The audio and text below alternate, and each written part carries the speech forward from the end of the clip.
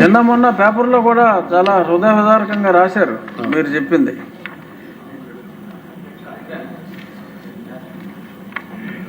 ఇప్పుడు ఇద్దరు powerful fellows, ఇద్దరు రెండు చేతులు ఎత్తే ఏం చేయాలి చెప్పండి. నేను ముందుగా బోండా గారికి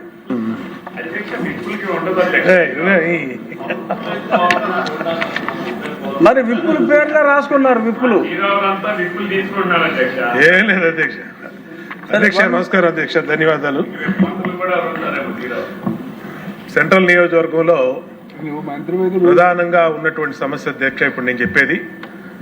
గతంలో కూడా ముఖ్యమంత్రి గారు అల్లూరి సీతారామరాజు గారి విగ్రహానికి అక్కడ నివాళులర్పించడానికి వచ్చి అక్కడ ఒక ఫ్లైఓవర్ ప్రజలు అడిగారు అధ్యక్ష. ఎలక్షన్ ముందు సీఎం గారు కూడా దానికి అధికారంలో రాగానే చేపిద్దామని చెప్పారు అధ్యక్ష. 95లో అధ్యక్ష ఆ రోజు చంద్రబాబు నాయుడు గారు తొలి ముఖ్యమంత్రిగా బాధ్యతలు వచ్చినాకే సింగనగర్ ప్రాంతానికి మొట్టమొదటి రైల్వే ఓవర్ బ్రిడ్జి వంతెన నిర్మాణం చంద్రబాబు నాయుడు గారి ముఖ్యమంత్రిగానే జరిగింది అధ్యక్ష. ఇవాళ ఆనాటి నుంచి ఈనాటి వరకు 30 సంవత్సరాలు అయింది అధ్యక్ష. ఈ 30 సంవత్సరాల్లో రెండో ఫ్లైఓవర్ లేకపోవటం వల్ల చాలా ఇబ్బంది పడుతున్నాం అధ్యక్ష. అంటే దాదాపు 150,000 జనాభా అవతల వైపు నివసిస్తున్నారు అధ్యక్ష.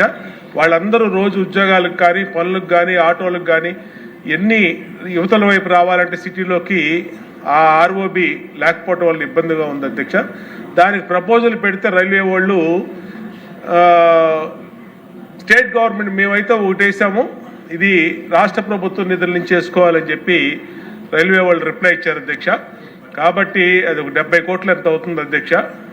దయచేసి ఆ నియోజకవర్గానికి మెయిన్ బాటిల్ నెక్గా ఉన్నటువంటి ఆ ప్రాంతాన్ని బుడమేరు వంతెన మీద రెండో ఫ్లైఓవర్ నిర్మాణాన్ని ఇమీడియట్గా తక్షణమే చేపట్టాలని ఆల్రెడీ మన ప్రామిస్ కూడా ఉంది కాబట్టి ఎలక్షన్ సీఎం గారు అనౌన్స్ చేశారు కాబట్టి దయచేసి దాన్ని ఈ 0 అవర్లో మా నియోజకవర్గంలో ప్రధానమైన సమస్య అధ్యక్ష తప్పనిసరిగా చేయమని మీ ద్వారా ప్రభుత్వాన్ని కోరుకుంటున్నారు. కోన రవికుమార్ గారు. ధన్యవాదాలు అధ్యక్ష. ఏం చేయండి నేను అధ్యక్ష,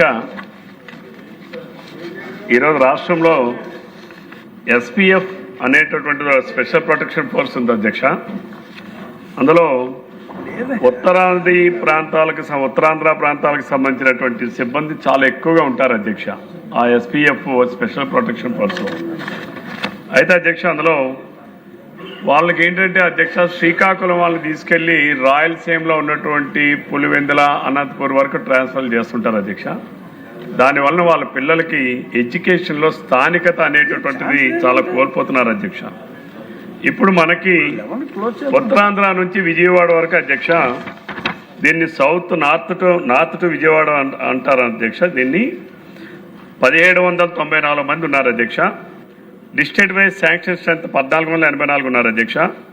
డిస్ట్రిక్ట్ వైజ్ వర్కింగ్ స్ట్రెంత్ 1348 ఉన్నారు అధ్యక్ష. గుంటూరు నుంచి కర్నూలు వరకు చూసుకుంటే అధ్యక్ష 1200 మంది ప్రజెంట్ స్ట్రెంత్ ఉన్నారు, 1260 మంది ఉన్నారు అధ్యక్ష. డిస్ట్రిక్ట్ వైజ్ శాంక్షన్ స్ట్రెంత్ 1871 అధ్యక్ష. డిస్ట్రిక్ట్ వైజ్ వర్కింగ్ స్ట్రెంత్ 1680 అధ్యక్ష. అయితే ఇక్కడ సభ దృష్టికి తీసుకోవాల్సింది, ప్రభుత్వం దృష్టికి తీసుకోవాల్సిన అంశం ఏంటంటే అధ్యక్ష ఇప్పుడు ఈ ప్రెసిడెన్షియల్ ఆర్డర్స్ ప్రకారం జోనల్ రెగ్యులేషన్స్ అన్నీ చేస్తున్నారు అధ్యక్ష. దయచేసి హోంమంత్రి గారికి మీ ద్వారా హోంమంత్రి గారి దృష్టికి తీసుకొచ్చేది ఏంటంటే శ్రీకాకుళం నుంచి విజయవాడ వరకు ఒక జోను, గుంటూరు నుంచి రాయలసీమ వరకు ఒక జోన్ చేసి వాళ్ళని అట్లీస్ట్ విజయవాడలో ఉన్నటువంటి అమరావతిలో ఉన్నటువంటి మన అసెంబ్లీ సెక్రటేరియట్ హైకోర్టు ఉమ్మడిగా పెట్టి ఆ రకంగా జోన్స్ పెట్టుకొడితే మొబైల్కి కూడా రెండు ప్రాంతాలకి కూడా న్యాయంగా ఉంటుంది అధ్యక్ష. అది ప్రెసిడెన్షియల్ ఆర్డర్స్ చాలా స్పష్టంగా ఉంది అధ్యక్ష. కానీ అధికారులు దానికి డీవియేట్ చేయడానికి ప్రయత్నం చేస్తున్నారు అధ్యక్ష. ఈ సభ ద్వారా గౌరవ హోంమంత్రి గారి దృష్టికి తీసుకొని వస్తున్నాను. ఇది రాష్ట్ర సమస్య కాబట్టి ప్రభుత్వం దీనిపైన దృష్టి పెట్టి ప్రెసిడెన్షియల్ ఉత్తర్వుల ప్రకారం న్యాయంగా చేయాల్సినటువంటి జోనల్ రెగ్యులేషన్స్ని చేయాల్సిందిగా మీ ద్వారా ముఖ్యమంత్రి గారికి అట్లాగే గౌరవ హోంమంత్రి గారి దృష్టికి తీసుకొని వస్తున్నాను సార్. Thank you. సభకు ఒక విజ్ఞప్తి. మంత్రులకు కేబినెట్ సమావేశం ఉంది. మంత్రులు సభలో లేకుండా 0 అవర్ కండక్ట్ చేయటానికి సభా నియమాలు ఒప్పుకోవట్లేదు. కాబట్టి ఒక పక్క నాకు క్లోజ్ చేయమని చెప్పి సూచన. ఎందుకంటే ముఖ్యమంత్రి గారు అక్కడ వెయిట్ చేస్తున్నారు. కేబినెట్ మీటింగ్ మంత్రులందరూ వెళ్ళాలి. వేలెత్తే వాళ్ళ సంఖ్య ఎక్కువైపోయింది. కాబట్టి ఖచ్చితంగా రేపు మళ్ళీ 0 అవర్ పెట్టుకుందాం. రేపు ఖచ్చితంగా 0 అవర్ పెట్టుకుందాం. కేశవ్ గారు ఒక్క నిమిషం టైం ఇస్తే విప్లవ వీరుడు జ్యోతిల్ నెహ్రూ గారితో చాలా కష్టం. జ్యోతిల్ నెహ్రూ గారు. మళ్ళీ ఏమైనా పర్వాలేదు కానీ నాకు ఈ అవకాశం ఇచ్చినందుకు చాలా సంతోషం. ధన్యవాదాలు. మీకే ముఖ్యంగా మాకెవట్లేదు సార్. నిన్న ఈ డిఎస్ఎం మీద వచ్చినటువంటి చర్చలో మాట్లాడదాం అనుకున్నాను. ఆ అవకాశం మరి మాకు రాలేదు. దాన్ని ఈ సందర్భంగా 0 అవర్లో ఇచ్చేస్తున్నాను. ఒక్క నిమిషం అంతే, ఏం లేదు. ఏదైతే ఈ డిఎస్ఏ మొన్న పాల్గొన్నటువంటి వాళ్ళు 3 లక్షల మంది ఉన్నారు సార్. మనం ఇచ్చినటువంటి ఉద్యోగాలు మెగా డిఎస్సి ఇచ్చాం. 16,000 మందికి ఇచ్చాం ఉద్యోగాలు. ఎక్కడా కూడా చాలా సాహసోపేతమైన నిర్ణయం. మళ్ళీ ప్రతి సంవత్సరం కూడా క్వాలిఫైడ్ వాళ్ళు వస్తూనే ఉన్నారు సార్.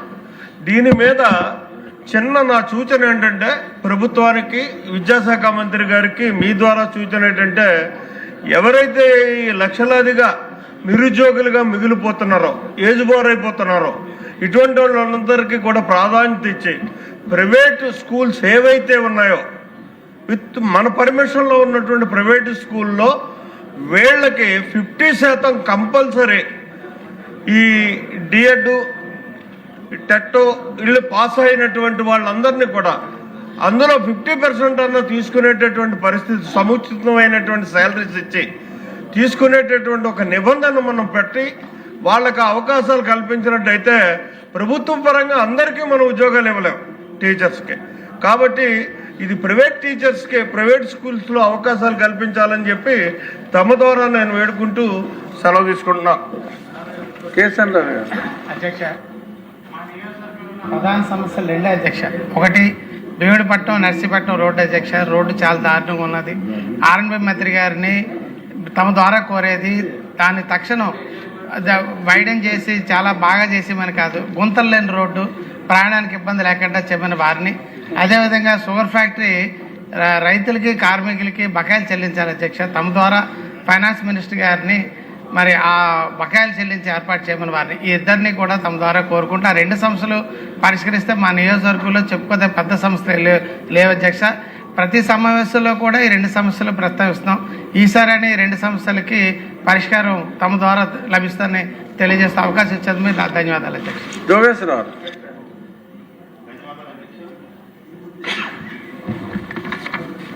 ఈ నేను చెప్పబోయే సమస్య 1,000 మంది పైగా ఉన్నటువంటి డ్వాక్రా సంఘాలకు సంబంధించిన సమస్య.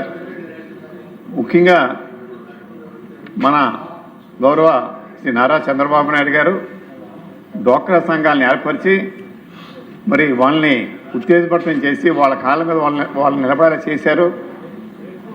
కానీ ఈ జాతీయ బ్యాంకులు అనేటువంటి అనేక బ్యాంకులు వాళ్ళకేసి వడ్డీ రేట్లలో చాలా అన్యాయం చేస్తున్నారు అధ్యక్ష. ఉదాహరణకి ఇండియన్ బ్యాంకు 8.70 ఇంట్రెస్ట్ రేట్ వసూలు చేస్తూ ఉంటే state bank of India 13.70 sir. ఇదే విధంగా bank of India 11.30, central bank 12.30, Punjab national bank 10.05. అంటే ఒక బ్యాంక్కి సంబంధం లేకుండా వాళ్ళు ఇష్టం వసూలు చేస్తున్నారు సార్. ఇవన్నీ కూడా జాతీయ బ్యాంకులు. మరి దీనిపైన ప్రభుత్వం మరి దీన్ని యాక్షన్ తీసుకుంటే అంతేకాకుండా వీళ్ళకి సంబంధించి processing charges, inspection charges, GST charges, CGFM charges, CIBIL score checking charges కూడా ఉంటుంది. ఒక గ్రూప్కి సంవత్సరానికి కనీసం 30,000 నుంచి 50,000-60,000 వరకు కూడా ఛార్జ్ చేస్తున్నారు. మరి మీ ద్వారా మన ప్రభుత్వాన్ని ఇవన్నీ కూడా కట్టడి చేసి ఎందుకు ఒకే రేటుకి మనం ఇప్పించలేం మరి అని చెప్పి మరి అడుగుతూ, ముఖ్యంగా వీళ్ళకి రావాల్సినటువంటి ఏదైతే ఉందో ఇంట్రెస్ట్ రిబేట్ కూడా మరి ఎప్పటి నుంచో మనం ఇవ్వాలి, అది కూడా ఇప్పించాలని చెప్పి మీ ద్వారా కోరుకుంటూ ధన్యవాదాలు అధ్యక్ష. మన ఆర్థిక మంత్రి గారిని కేంద్ర ఆర్థిక మంత్రి గారితో మాట్లాడమని అడుగుదాం. జస్ట్ ఒకటి ముప్పుడు వెంకటేశ్వరరావు ఉందండి. లేదండి. ఇప్పుడు మళ్ళీ తిరిగి 1 గంటకే సమావేశం అవుదాం. టీ బ్రేక్ అయినా లంచ్ బ్రేక్ అయినా